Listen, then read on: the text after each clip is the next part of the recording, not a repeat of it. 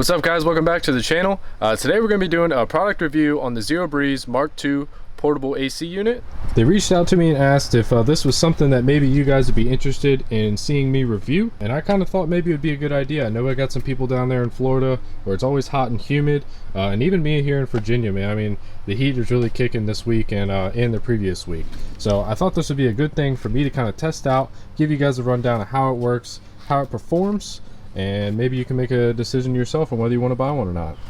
First off, we can start with the weight and dimensions and stuff of that nature. As you can see, this is how it's sized in proportion to the micro camper that I've been building. If you've been following along with the channel, then you will be familiar with that, and if not, you should definitely go check it out. Comes in at about 16.5 pounds. It's 20 inches long, 10 inches wide, and about 11 inches high. So at that size and weight, it actually makes it pretty portable. Considering what you would normally think of an AC unit as such as a window unit or anything like that, big and bulky and crazy, no good handles on them. But this, just nice handle like that, so it can be carried with one hand even if your other one isn't free. And slim enough that you can kind of slide it in the back floorboard of the truck, or just kind of tuck it away somewhere where it's not in the way until you're ready to use it. All right, so what you see on the bottom here is actually the removable battery pack. This is what you're gonna use for off-grid use. You don't have any access to any plugs or anything like that. You wanna use it out camping, maybe out in the woods somewhere. So this is what you're gonna want. Zero Breeze website says 3 to 5 hours of usage. I had it running for probably 3 to 4 hours the other day, and it still wasn't all the way dead. And of course, your battery life is really gonna depend on the conditions that you're camping in and what you're kind of asking of the unit to do. Of course, this can be extended if you have a portable power bank or something like that. You can plug this straight into that, or a nice dual battery system on your truck or van. You can just plug it in straight to that. They also sell the batteries separately, so that will also extend your runtime. So if you have multiple batteries, you may not have to plug it into anything, and it'll last you the whole weekend with no issues. Another option would be to add some sort of solar system to it, so you can keep on collecting some of that juice from the sun that you're actually trying to escape by using this. So on the back here, we got our connections to where the external battery actually connects to the Zero Breeze itself. It's just connected by this cord. So basically, to remove it, you'd unplug it, and then you just pull down on this and slide it forward and lift it up, and it's that simple. So if you have to do a battery swap or something like that, or you just want to separate them for travel, it is very easy to separate the battery and the unit itself. They give you this nice weatherproof plug, so when this isn't plugged in, it kind of protects your connection there. And then also, when you go to plug this in, you can screw this collar on, and by screwing this collar on, obviously you're going to have a permanent connection. It's not going to accidentally come unplugged or anything of that nature. All right, so what we got here is actually the power brick, and this is how you are to charge your external battery. And also you can plug it, you can see the battery is no longer there, and you can plug it straight into the back of the Zero Breeze. And then obviously we have our standard wall outlet, so from there you can plug it straight into the outlet on your battery bank, or maybe in the garage, or maybe at a campground. If you're at a campground and there's a plug available, you don't have to worry about it running out of any juice, because you can just plug straight into the grid. All right, so now we're gonna get into what you guys, I'm sure, watch this video for, and it's to see how it functions. So basically, to turn it on, once your battery pack is connected, go ahead and hold your power button up front. You see we got our blue lights lit up and you heard the beeps, so it is on. And also I'd like to mention that there's 2 USB ports, and then also USB-C port, and then another 12-volt port up front here that you can use this kind of as a battery bank, charge phones, anything like that. Once it is on, we kind of have our buttons up here. They're not actually clicky buttons, they're kind of more of like a touch screen. So you just kind of give it a touch there, and you see it defaults to the rocket, which basically that's the strong mode. So it's going to be putting out the coolest air possible without worrying about battery consumption. Not sure how well you guys can hear it, but this is with it running. It's really not all that loud. No louder than a fan you would typically put in your room at home. All right, so I'll give you a quick rundown of the buttons here. So this is fan. Basically, this is just blow air. It's not going to be cooling like it normally would. The rocket button is basically going to have it cooling at its max ability. So it's going to be putting out the most amount of cold air that it possibly can, given the circumstances. Here we got the snowflake, which is kind of the standard operating mode. Probably going to see some longer battery life out of this setting. Then we got our sleep button, which basically puts it in a low power consumption mode. And also I think it dims all the other lights on the unit. So if you have it in a tent with you or something like that, it's not going to have super bright distracting lights or anything like that while you're trying to sleep. On the side here, we have a little light, so you can push that button, and then this will light up front. Could give you a nice little ambient light in your tent or micro camper or van or anything like that. And then of course we got our power button, and then our plus and minus, which is for our fan speed, along with an indicator right here to let you know at what setting that fan is set at. Here I'm going to kind of go over the rest of the outside of the unit and kind of point at things and tell you what they do. So basically this is where your cold air is coming out. This is a little display right here that'll light up when it's on, and I don't have it on right now just because I didn't want the blower noise to interfere with the mic, but that just shows you what the temperature is of the air that's actually coming out of the unit itself. On the back side here, we got our exhaust. So basically when an AC creates cool air, it's actually just removing heat from air, and that heat's got to go somewhere. So this heat comes out on this back side, and then this is actually where it intakes.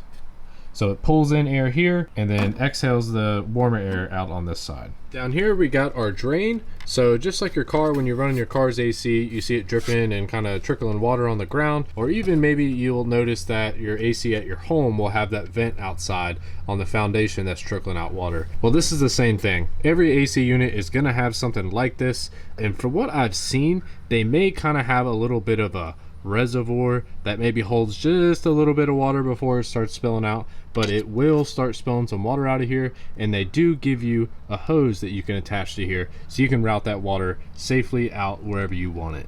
Here, I'd just like to show you what actually comes in the box with the unit itself. So obviously you got your owner's manual for the unit, owner's manual for the battery, got a remote control so you can control the unit without actually having to get up and press buttons on it itself. Then we got these vent hoses. So as I was just showing you on the outside of the unit, we're talking about how the exhaust and then the intake and then actually where your cold air is coming from. This clips onto the back and this clips onto the front, and then you have these hoses. So then you can kind of aim where you want your cold air to go and then also where you want that warmer air to go. So we'll get this set up on the unit and really show you what it looks like with all this stuff set up and give you an example of how this could be useful. Alrighty, for demonstration purposes, I flipped this around to show you how I would use it if I was personally using it on this camper.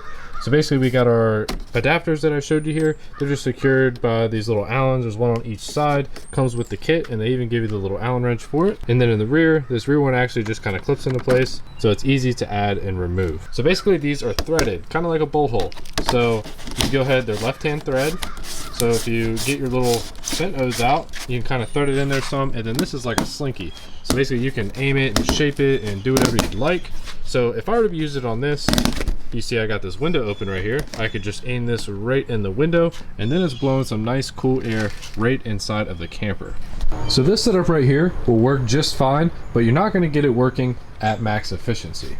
If you were really wanting to leave it outside of the unit and you wanted to use it and you wanted to get the most possible cool air that you can get, then we're going to have to put some hoses on the back here, like this.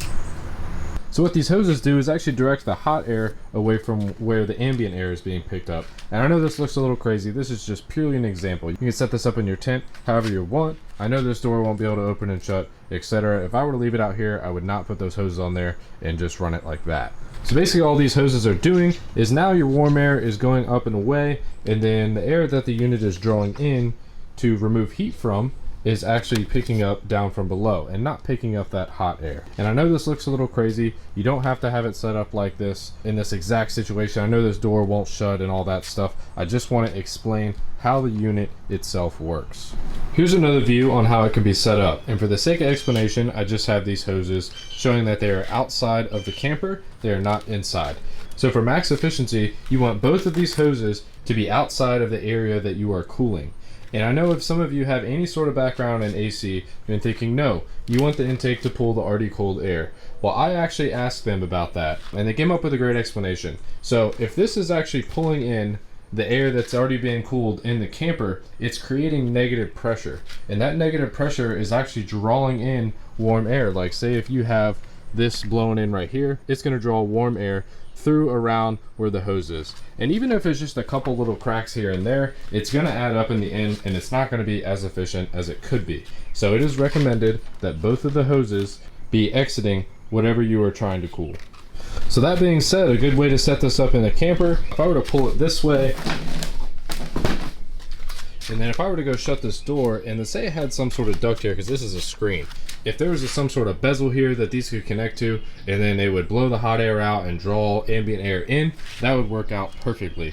Or maybe even if you unscrewed these hoses and just backed this duct up to the door, and you had a nice positive connection and not just an open window, that would be when it's going to work the absolute best. Plus, with the unit being inside where you are, you can monitor the battery levels, change the temperatures and stuff like that. I know you have a remote that came with it, but sometimes it's nice to be able to see what's going on with the unit itself. Another really effective way to use this unit is as a spot cooler. So say you're sitting around camp, it's super hot, or maybe your dog's been playing and you want to cool them off. You can kind of just set this on the ground or on a table or anything like that. You can optionally have your vent hose on there so you can aim it where you want, but obviously it'll just kind of blow the air out anyways. So think of it as sitting by a fan, except for the breeze is going to be a whole lot cooler than it would be a fan just pushing around warm air. And that's kind of how I've been using it on this build. So basically I'm doing this camper build and I'm working inside here. As you can see, a lot of interior work and stuff like that. If you guys are interested in stuff like that, please go check out that on the channel. I got plenty of build videos up about this, 4 so far, and there will be a couple more.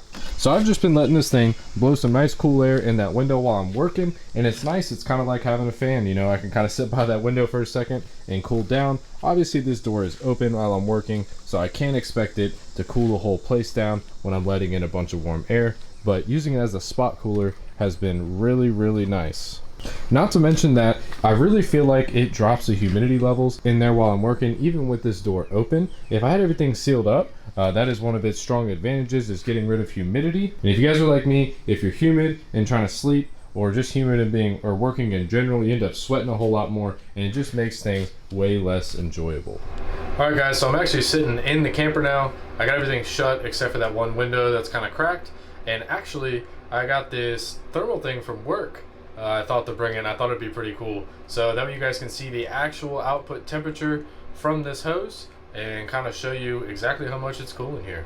So I'll say it's only been running about 10 minutes or so. It says 30-degree drop, or 30-degree Fahrenheit drop within 10 minutes, 2300 BTU of output, and I would say that's about right. We're gonna go out there and I'm gonna show you the temperature. I just went and took some readings. I'm gonna show you what the output temperature of the unit itself is compared to the ambient temperature. Guys, I actually came out here with this just because I wanted you guys to be able to see the LCD screen on the unit itself to show what that says versus what our thermal says. All right guys, as you can see, this says about 59 degrees or 58 degrees. I don't know if you can see the LCD screen on the unit itself also says 58 degrees, so that would say it's not lying to us and it's actually putting out some pretty cool air. And I'd say with the ambient temperature of probably 80 degrees, putting out 57-degree air is pretty good, especially for something that's portable, not even plugged in to any real outlet or anything like that. This is just completely self-sustained.